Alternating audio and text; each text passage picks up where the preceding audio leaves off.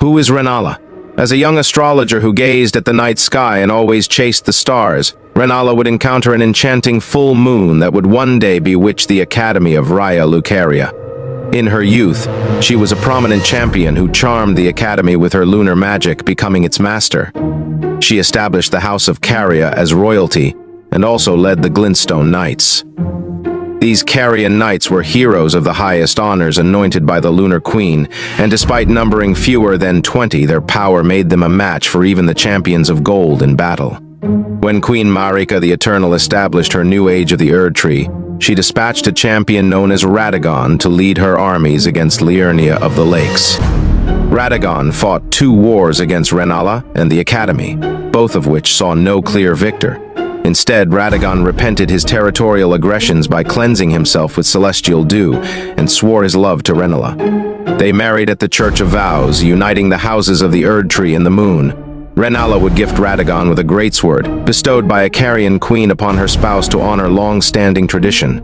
Together, they had 3 children, Radahn, Rykard, and Ranni. After Godfrey, the first Elden Lord, was hounded from the lands between, Radagon left Rennala's side to become the second husband and king consort of Queen Marika, and received the title of Second Elden Lord. Queen Marika made Radagon's and Rennala's children her demigod stepchildren. When Radagon departed, he gifted Rennala the Amber Egg containing the great rune of the Unborn.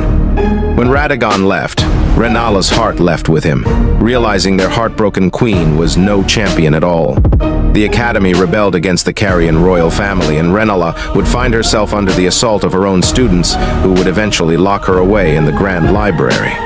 She would slowly lose her mind and ended up devoting herself to the grim art of reincarnation, clutching the amber egg left to her by Radagon. She would use it on juvenile scholars found around her, calling them her sweetings, continuously rebirthing them in an imperfect process, which would leave their memories fading into oblivion. The children born anew by Rennala were all frail and short-lived, imperfect beings, each and all. The Tarnished gains entry to the Academy of Raya Lucaria in search of the great rune contained within Rennala's Amber Egg. After fighting their way through the Academy, they encounter Rennala in the Grand Library, hovering in the air and clutching her egg.